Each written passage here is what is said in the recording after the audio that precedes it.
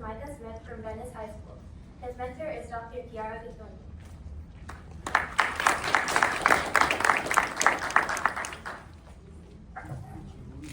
Good morning, everyone. My name is Micah Smith, and my presentation is titled Low Voltage Tragus Stimulation for Pulmonary Function Improvements in COPD Patients.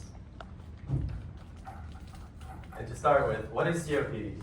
COPD stands for Chronic Obstructive Pulmonary Disease and is one of the most common chronic diseases worldwide, affecting millions of people. COPD is driven by long-term breathing problems and airflow obstruction. And more specific to this study, the vagus nerve is a major part of the parasympathetic nervous system, and it helps regulate autonomic bodily functions in organs such as the lungs. And so previous studies have actually demonstrated promising results using non-invasive vagal nerve stimulation, also known as VNS, as a treatment for other chronic inflammatory disorders, such as epilepsy, depression, and anxiety. So a little bit of background. This is a pilot study exploring the usage of vagal nerve stimulation for the treatment of COPD, which hasn't been entirely explored before. And so the aim of the study was to investigate the effect of acute vagal nerve stimulation on pulmonary function in COPD patients. And our hypothesis is pretty straightforward, stating that VNS will improve pulmonary function. And so materials and tools that we used for this study were a parasympathetic non-invasive vagal nerve stimulator, also known as VaguStim. And so this device is kind of like an earphone attached to the tragus region of the ear, which directly innervates the vagal nerve. And so with this device, we're able to moderate the voltage of electrical impulses the participants are receiving.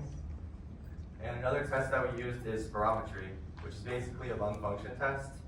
And so the different criteria that we look at for spirometry are the FEV1, which is the forced expiratory volume in 1 second, and the FVC, which is the forced vital capacity. And the ratio of the two, which is a percentage comparing the volume of gas exhaled in the first second to the total gas exhaled. And so, why is spirometry important in COPD? Spirometry is actually a determinant in diagnosing COPD and identifying its severity. And so criteria for diagnosing a COPD participant is forced expiratory volume, or the FEV1, over the FVC is less than 0.7. And so if we look at the two images shown, it clearly highlights the FEV1 portion right here during the exhalation, and the FVC, which occurs during the total exhalation. And looking at the second image, comparing a normal versus obstructive flow volume loop, we can see that in the beginning portion of the exhalation, there's a concavity, which reflects a reduced ability to forcefully exhale air, meaning that the FEV1 value is being drastically reduced, which in turn leads to a lower value below 0.7, the diagnostic threshold for COPD. And so, criterion outlined for this study was there are 20 COPD participants all over the age of 35 who have a history of smoking, and for this study, their FEV1 value had to have been below 65% of their predicted value. And two conditions we had was experimental and sham, experimental receiving stimulation and sham receiving no stimulation, and subjects were all placed randomly into these conditions. And so on the first visit, we had informed consent and familiarization with the device. On the second visit, we performed baseline testing of ECG, spirometry, and blood labs. And after the testing, we would perform either the 10-minute stimulation or sham condition.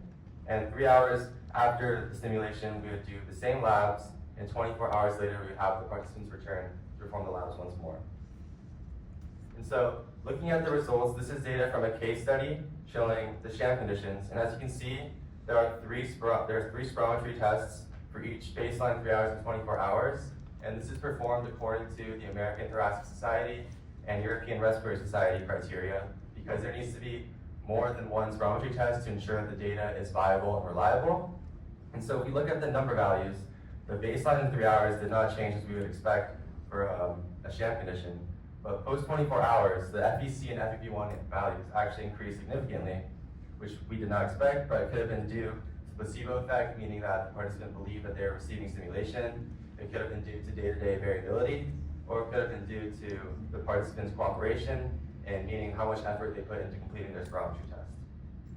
And so as this study is still ongoing, we anticipate that active VNS will yield positive results on lung function. And while current data is insufficient to confirm any conclusions about the therapeutic benefits of vagal nerve stimulation, this study will aim to provide evidence and guide its potential. And if it's successful, vagal nerve stimulation may even offer a low-cost, non-pharmacological, and non-invasive treatment for COPD patients that can improve their symptoms and quality of life. And before I conclude, I'd like to thank my mentor, Dr. Chiara Gattoni, and the whole respiratory department for being supportive and providing a truly enriching experience this summer.